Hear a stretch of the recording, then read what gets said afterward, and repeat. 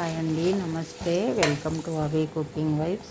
ఈరోజు మనము ఆలు ఫ్రై చేసుకున్నాము. ఇట్లా చిన్న ముక్కలుగా కట్ చేసుకుని ఆలు కొంచెం ఆయిల్ వేసి జీలకర్ర ఆవాలు వేస్తాను, కొంచెం వేయించాను. బ్రౌన్ కలర్ వచ్చిన తర్వాత కొంచెం సాల్ట్ వేస్తాను.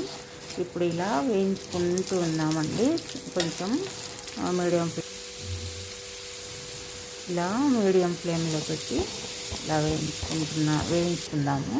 వేయించిన తర్వాత కొంచెం బ్రౌన్ కలర్ వచ్చాయి కదా బాగా. ఇప్పుడు జీలకర్ర పొడి వేసానండి, ఒక హాఫ్ స్పూను జీలకర్ర పొడి. చాలా బాగుంటుంది అన్నమాట టేస్ట్.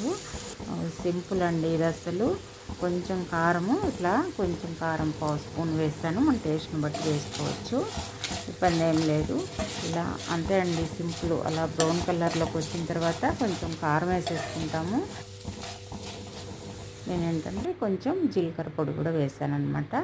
ఇలా ఫైనల్గా రెడీ అయిపోయింది ఆలు ఫ్రై. అంతా చాలా బాగుంటుందండి. రసంలో, టమాటా పప్పు, సాంబారు, దేంట్లైనా చాలా కాంబినేషన్ బాగుంటుంది. మీరు చేసుకోండి ఇలాగే. ఎలా